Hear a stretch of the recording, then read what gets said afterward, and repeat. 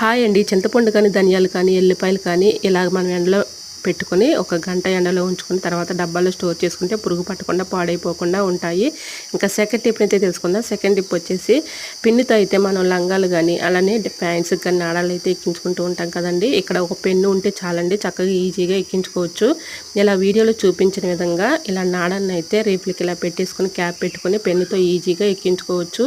మనం ఈజీగా ఈ పని అయితే చేసుకోవచ్చు. సో యూజ్ అవుతుంది అనుకుంటే తప్పకుండా ట్రై చేయండి. ఇంకా థర్డ్ టిప్ అయితే తెలుసుకుందాం. థర్డ్ టిప్ వచ్చేసి మనం క్యాండిల్ వెలిగించుకునేటప్పుడు ఎలా అయితే పెట్టుకుంటూ ఉంటాం కదండి, అది కింద అంతా పడిపోయి అది క్లీన్ చేయాలంటే చాలా ఇసుగ్గా ఉంటుంది. అలా కాకుండా ఏదైనా ఒక గాజు గ్లాస్ లాంటిది తీసుకొని దాంట్లో ఇలా కొవ్వొత్తిని అయితే క్యాండిల్ పెట్టేసుకొని వాటర్ పోసుకున్నాం అనుకోండి, వాటర్లో పడినా మనం చక్కగా క్లీన్ చేసుకోవడానికి చాలా ఈజీగా ఉంటుంది. సో యూజ్ అవుతుంది అనుకుంటే తప్పకుండా ట్రై చేయండి. ఇలాంటి మరెన్నో ఇంట్రెస్టింగ్ వీడియోస్ కోసం నా ఛానల్ లైక్ చేసి సబ్స్క్రైబ్ చేసుకోండి. Thanks for watching.